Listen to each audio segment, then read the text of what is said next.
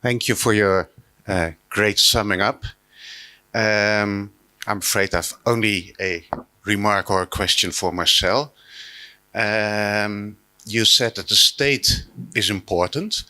I think that we have seen two ways in which the state is important. The way you pointed out, where the state set the rules, but also the case where I think most clearly in Wendy's keynote lecture, where the state performs the role of the expropriator. So that's another way in which the state is important. And I think that also points us to the case, to the fact that there are three things in the papers that are being expropriated. People are separated from the means of production and therefore forced to sell their labor power, but also people are forced from the land, clearly, as in the original case that Marx worked out. And in the case of where there are no capitalists with accumulated wealth, capital is also being expropriated, again in the example of the Soviet Union in the 1920s. I'd like you to comment on that. I agree. Too easy, Marcel. Who else? Please come.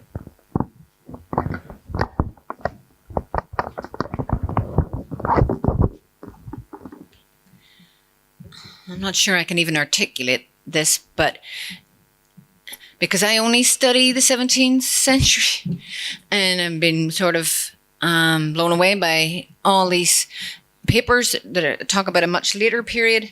And so I'm wondering, when we talk about it all, we talk about the state involvement in PA, but when does the state become the multinational? You know, I was just thinking about the comment about, well, you know, the expropriation of Irish or Eastern Europeans that then became wage laborers in another state, right? That didn't help the state they came from, right? And now we see multinationals build the capital. So the capital isn't going to the capitalists of one country. It's going even within any company to people from many states. And so I don't know how that complicates the story, but it complicates it, right? And so when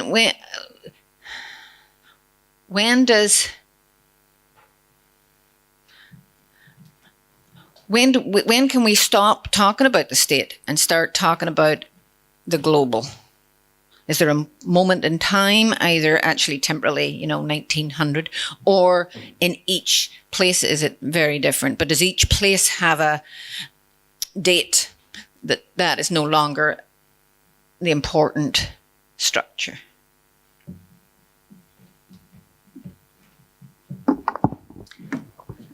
That is for all of us, or do you want to ask for a particular? Yeah, okay. And then we have Heidi. It's also the state.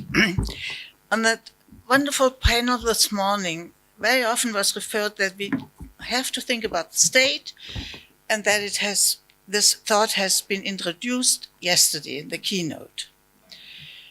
And so in that debate, the state appeared simply as a container of power, nothing else. That's just that.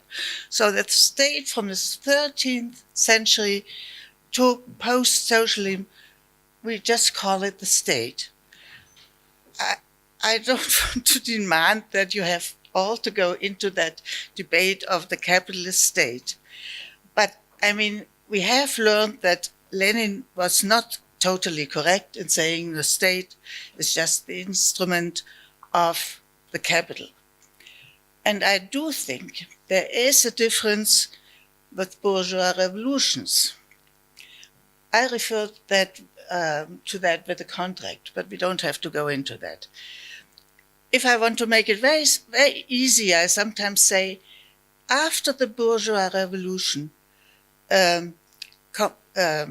corruption was criminal. Before that, it was legal. because before the bourgeois revolution, there were privileges, and the privilege, it was different in the different states, it was different, but for example, if you were a judge, you could privately gain from litigations, and that was legal. And if you collected taxes, you could privately gain.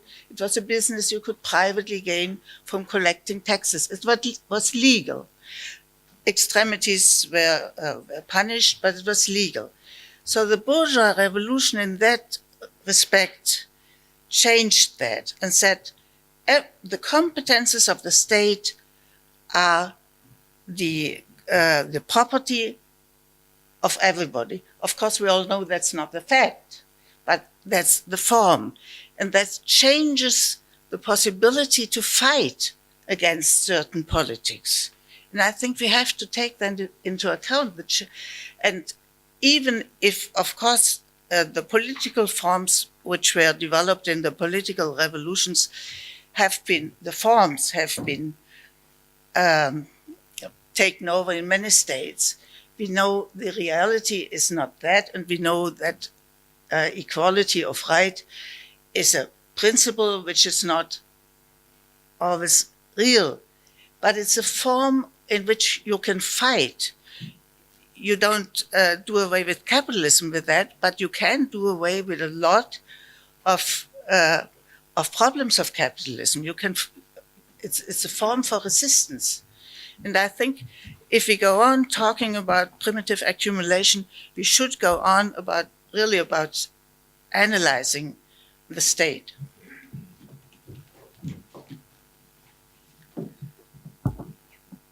Okay, Pepijn. So I want to raise a slight disagreement with how Marcel put the opposition between violence and seduction. Now, I do think it's good to bring in the question of seduction. If there wasn't any form of fulfillment that people could get out of capitalism, then resistance would have been total.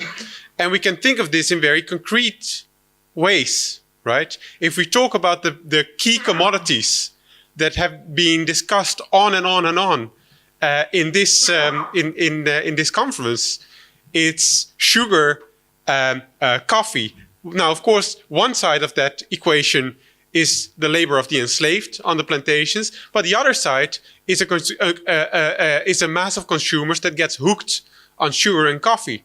So the seduction element definitely is there, but I don't think it's an opposite, or it can easily be counterposed to the violence. And it's somehow important to bring in sort of the combination between consumption and alienation then. And of course, alienation is in many ways the same concept as dispossession as well. It's people who are alienated also from finding other ways to fulfill their needs, that then have to have no other option, even for their consumption, than to depend on a capitalist market. And that also is important because it's also about the circularity between markets and production. David, please.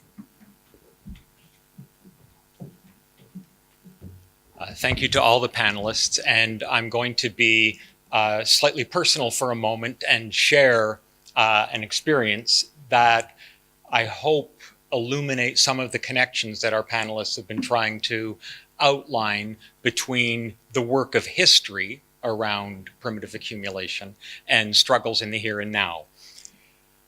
Many of you know I arrived in Houston about 5 months ago, and I very quickly got involved with something called the Convict Leasing and Labor Project. This is an organization that is working to memorialize convict leasing and the laborers who were subjected to it in a small area called Sugarland, just outside of Houston. They had worked and died on the Imperial Prison Farm, cutting cane, processing it, and so on. This went on for decades after the end of the Civil War, when convict leasing and convict labor was brought in as a new way of preventing African Americans in particular from undoing the legacies of dispossession, to block 40 acres and a mule. And the local school board was trying to build on part of a site where the Imperial Prison Farm had been, where, for those of you who know your musical history, because Peter mentioned some, where Lead Belly was imprisoned and composed Midnight Special was on the Imperial Prison Farm. But I tell you this story because the fight over this history, which I've been able to engage in with a brilliant group of African American activists in the Houston area, is about reclaiming history from below.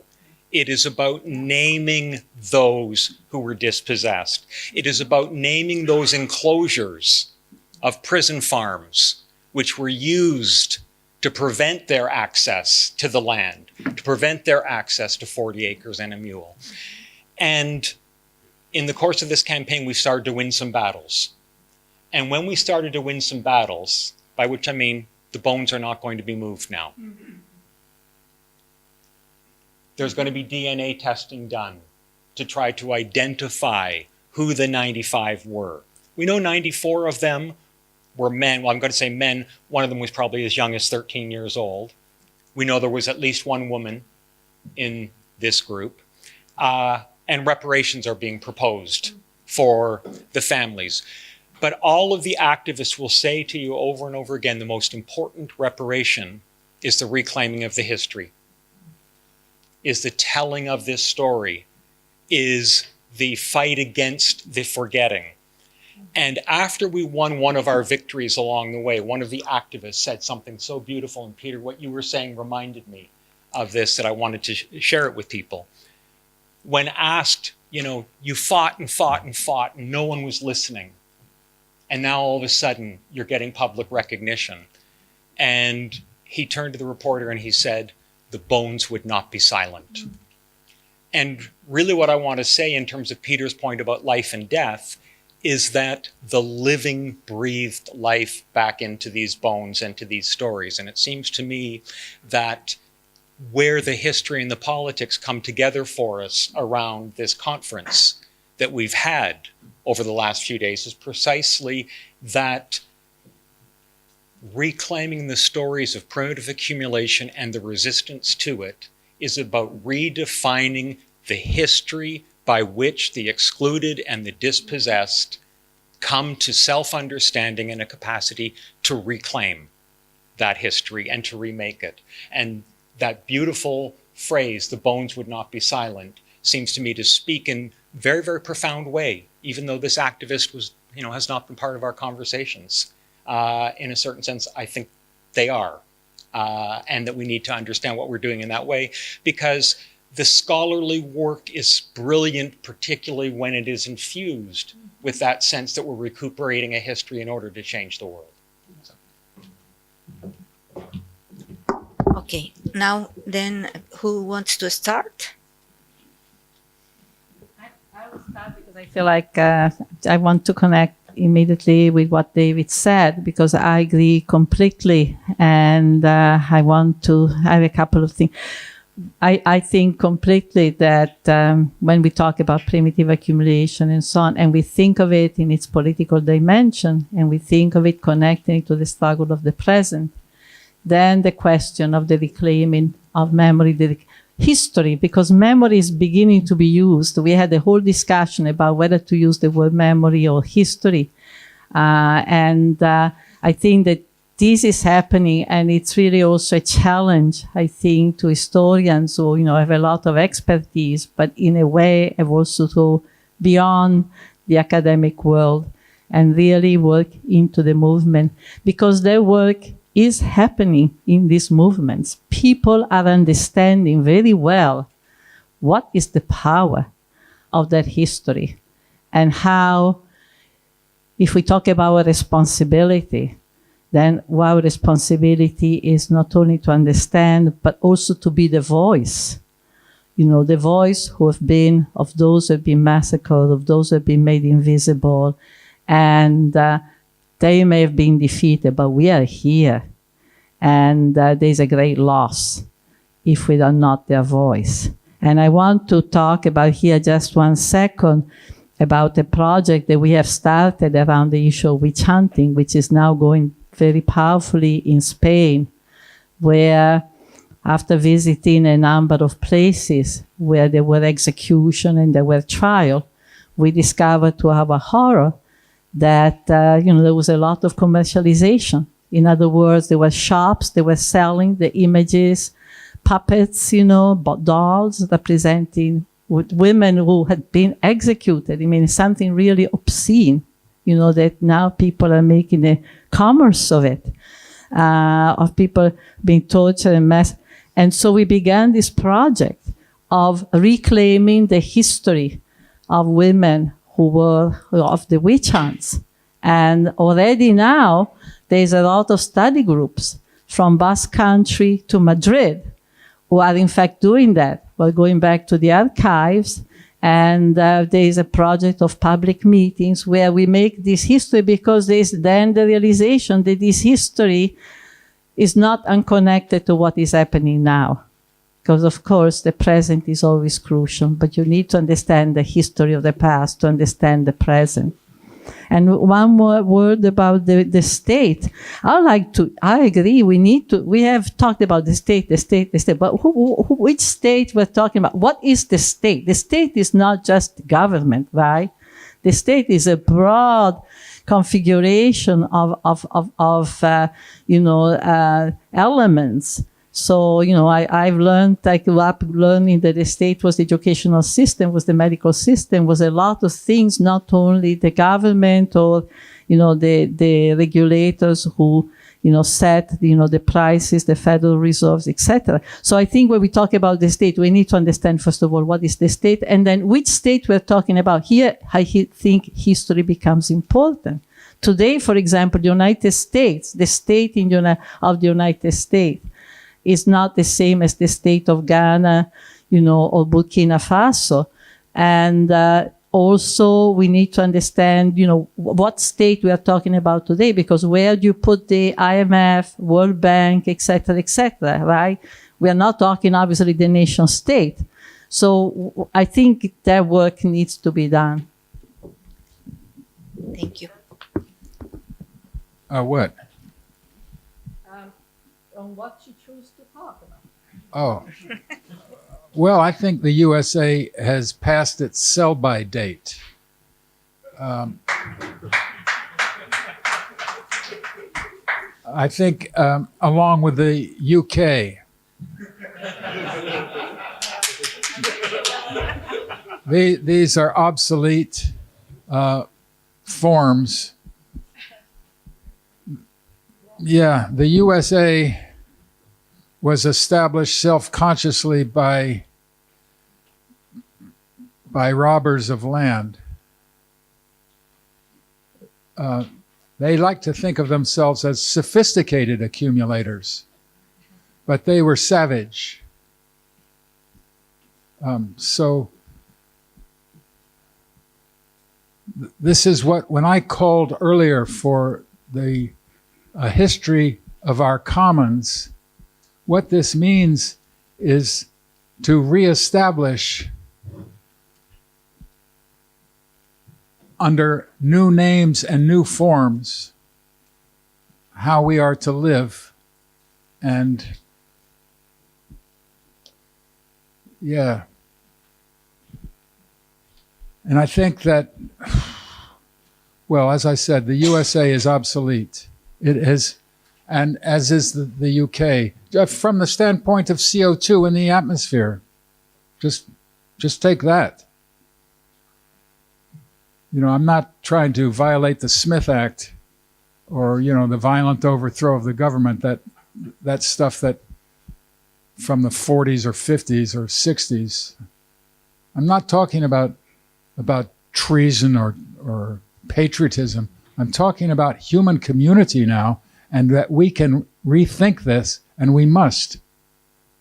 I do believe it's urgent. And of course it seems, the more we do this, the more we argue about it, the better. And here's where I agree with a little bit with Marcel. Well, he said he disagreed a little bit with me, so I thought it was only fair to, But here's a major point that I don't think that I wish I'd explored further. In the U.S., we're caging people now on a massive scale, placing people in cages. If we read this Karl Marx guy, vagabondage, roguery, beggary, thievery was a part of the establishment of primitive accumulation. We can talk about wage labor, thank you. We can talk about slavery as well. But the different forms of the relative surplus population now is essential lever to capitalist development, according to our man. And so when I say that the USA is obsolete, this is a political operation that divided that continent into squares. You hear me? Squares. Yeah. Yeah, and things that are over the date start to smell. Huh? It's yes. Consumer goods that are over the date, they smell unpleasantly. Yes. Just a few quick things. First, the state, of course, was also an expropriator. I didn't talk about who did the expropriation. But the state, of course, we know was an important expropriator, but there have been many different kinds of expropriators. We don't have to think only of individuals. It can also be churches and so on. The question where I would have been curious to hear your answer is when can we talk about the global? This is a difficult question. And if we talk really about the world as one connected thing, then of course we can only talk about this after 1492. But Janet Abu-Logot, maybe you know her book, has shown that in the, let's say, the old world, there were really trade systems connecting every part of it almost in the 12th and 13th century. So that we can go very far back as far as that is concerned. But now we have, of course, a completely new form of a global in where according to the ILO, the International Labour Organization, 1/4 of all the people working in what they call manufacturing, 1/4 is involved in commodity chains. So they work for, well, you know the concept of commodity chain, you don't have to explain that. Good, so, and this number is quickly increasing. So here we see globalization of the labor processes in that sense that people are doing things, often not knowing what the things they are making are, where they're going to, and what that is happening to them. But they are all in, let's say, kind of global, invisible factories, and that is very important. Also, from the perspective of resistance, of course, how do you connect all these people? And interests can be very different. People at the end of the chain have an interest in the bad treatment of the people, or so saying in short-term economic interest in the bad treatment of the people, low wages for the people lower in the chain, so that their employer has higher profit rates, so their jobs are more secure, and so on. So that kind of thing. There's a whole, but the world is changing because of this. Also, at these invisible factories, which means that things have to be transported all the time. You see the last 20, 30 years, the explosion of logistics. DHL, FedEx, and so they together have more employees now than the United States Army and the British Army together. So this is really a new change. I agree with Heide on the fact that we should this equal rights that are embodied in the capitalist commodity system should be used by us more, and we do it, of course, in legal procedures and so to achieve things. One can go even further, and Heide knows this better than I do, but there was a German professor of law, Wolfgang Abendroth, who even argued in the 1950s, 60s, and so on, that the German constitution, as it was written in the 1940s, could be used to establish a socialist society in Germany, because everything there was written in such a way that you could interpret it in another way. And he was advocating this, of course. Final point to Pepijn, there's a misunderstanding here. When I talked about seduction, I didn't talk about people who want to have sugar or something like that. What I meant is that people can be seduced to give up their means of production in exchange for something else. It was about expropriation through seduction. That is a thing that happens. Don't you think that the expropriation through seduction occurs because there was something of expropriation before? For example, I mean, a phenomenon worldwide.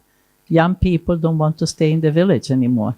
Life in the village has been so impoverished, has been so devalued, that they want to go to the city because they see that as a only hope. So it's seduction from higher wages and so on.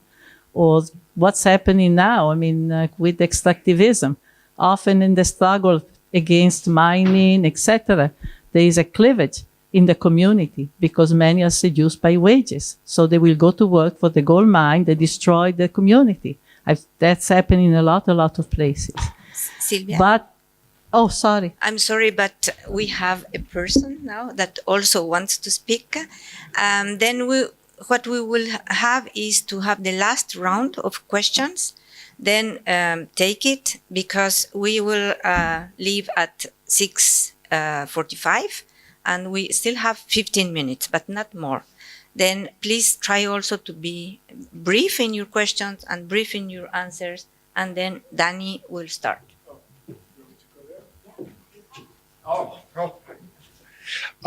I want to thank everybody also, and I guess I'll be really quick to say that I came to listen and to learn, and it was very helpful for me to hear all the ways that people talked about primary accumulation as a continuing phenomenon. And Peter, when you spoke just now, it made me think very much of the housing collapse, because what happened in the United States, of course, is that the people who went into the factories during the Second World War mostly bought homes. And I was raised in one of those homes. I was on a panel with Kathleen Cleaver not too long ago, and she talked about how many of the people who were in the Panthers came from two-parent households in homes that were owned by their parents, that they were part of a proletariat. And the amount of housing that has been lost by Black people specifically in the United States in the last decade really constitutes a kind of re-pianization of people in a fundamental way. And I think that when we talk about land,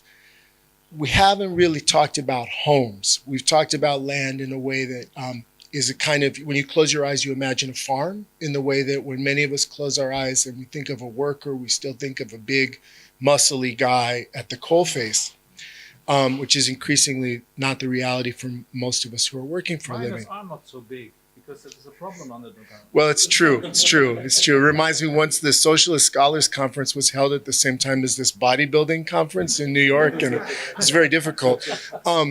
The point of that, though, is to say that, again, for the Black American population, and we brought about caging, that's why I wanted to come in and say, you know, I think in the earlier moment, the fear of imprisonment and the usefulness of imprisonment to the ruling class was about disciplining other people in a particular way. And I'm not sure that's what's happening anymore. I think that to bring back the issue of indigeneity, what's happening for the Black people in the United States now is that we're rapidly moving from a position in which our labor was fundamental to the operation of the American economy to one in which we're largely a surplus laboring population. And if you've ever been to an Indian reservation, you know that that's not a a very safe place to be in the context of living in as violent a country as I happen to come from.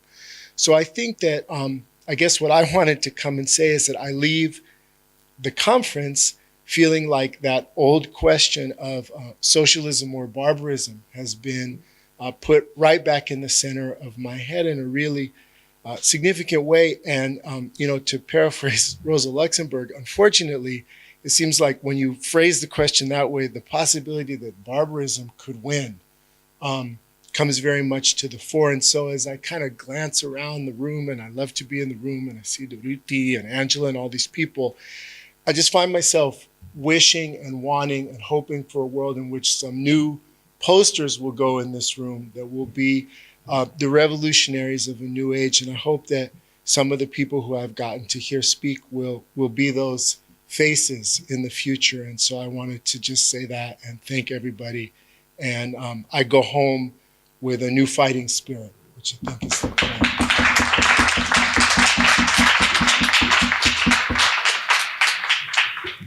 Yuma, please.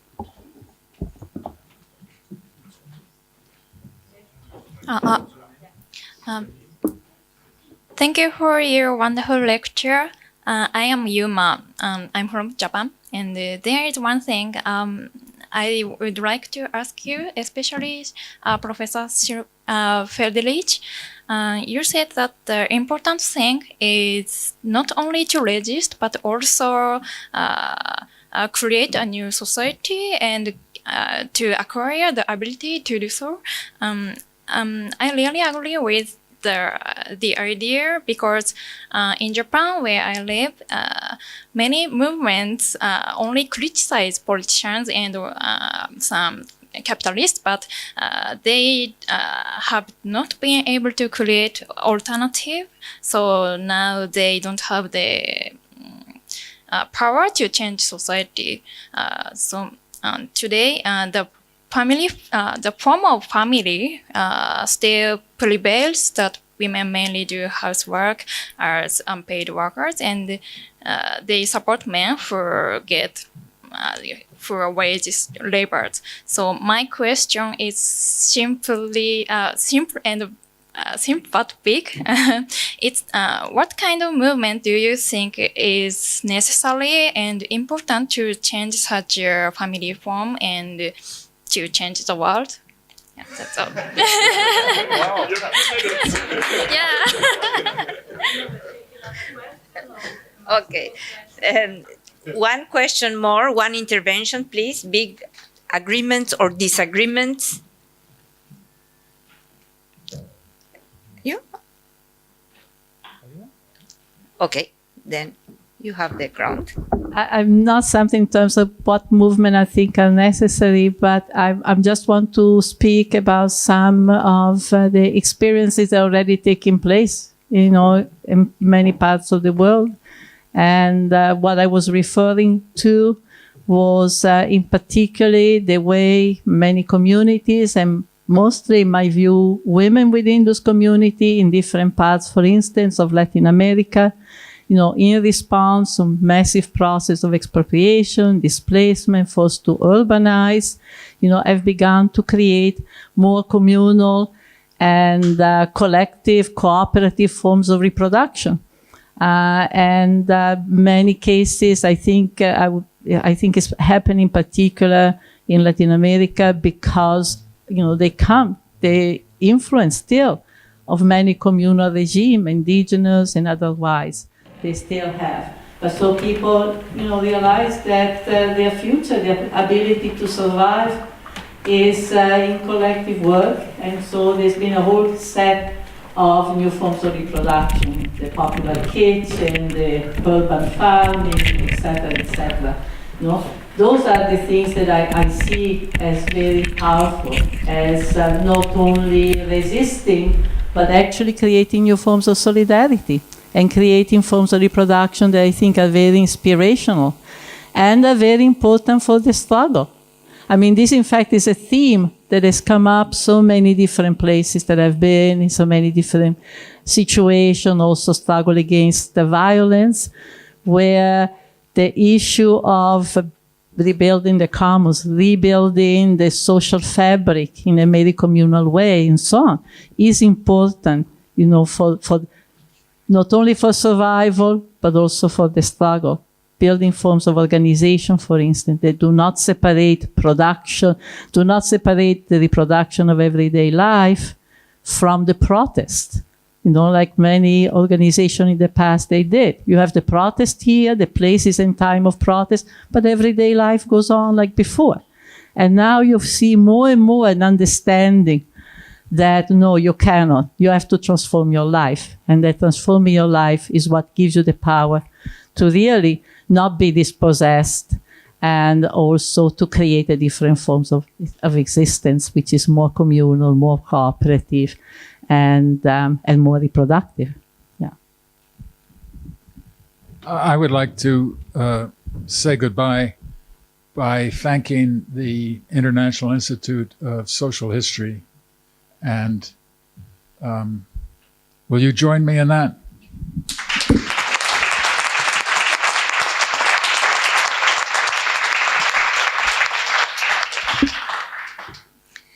Thanks then to our panelists, to our speakers, and thanks to all of you. And now, just to close our Congress and our workshop, Niklas will take the microphone.